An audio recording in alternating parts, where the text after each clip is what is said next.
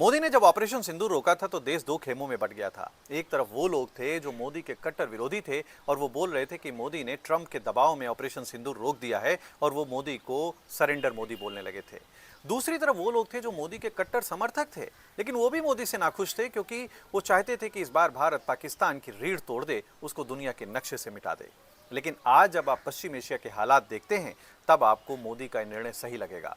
Israel और America ने मिलकर के शुरुआत में ही ईरान की सारी टॉप लीडरशिप खत्म कर दी, उसके ऊपर जबरदस्त प्रहार किए गए, उसके सैन्य इंफ्रास्ट्रक्चर को पूरी तरीके से तोड़ दिया गया, इतना नुकसान किया गया कि ईरान लगभग पूरी तरीके से बर्बाद हो गया और उसके पास खोने के लिए अब कुछ नहीं बचा है। लेकिन ईरान रुक नहीं रहा है, क्योंकि जब खोने के लिए कुछ नहीं बचता है तब ये डर खत्म हो जाता है।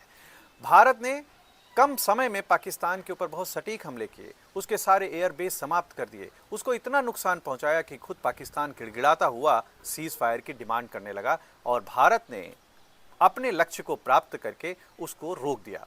अगर ये लड़ाई और लंबी चलती, पाकिस्तान को और ज़्यादा नुकसान हुआ होता और उसका कुछ भी ऐसा नहीं बचता जिसको खोने का डर उसके पास रह जाता, तब फिर ये मुश्किल हो जाता कि भारत उस लड़ाई से निकल पाता और ये देश भारत बर्बादी की तरफ बढ़ जाता। तो इसलिए आप इस बात पर विश्वास रखिए कि मोदी की राजनीतिक समझ आज विश्व के सभी नेताओं में सबसे अधिक है। एक लड़ाई में घुसना आपके हाथ में है, परंतु उससे बाहर निकलना आपके नियंत्रण में नहीं है, क्योंकि आज अमेरिका बाहर निकलने के लिए तड़प रहा है लेकिन निकल नहीं पा रहा है। विचार अवश्य करिएगा।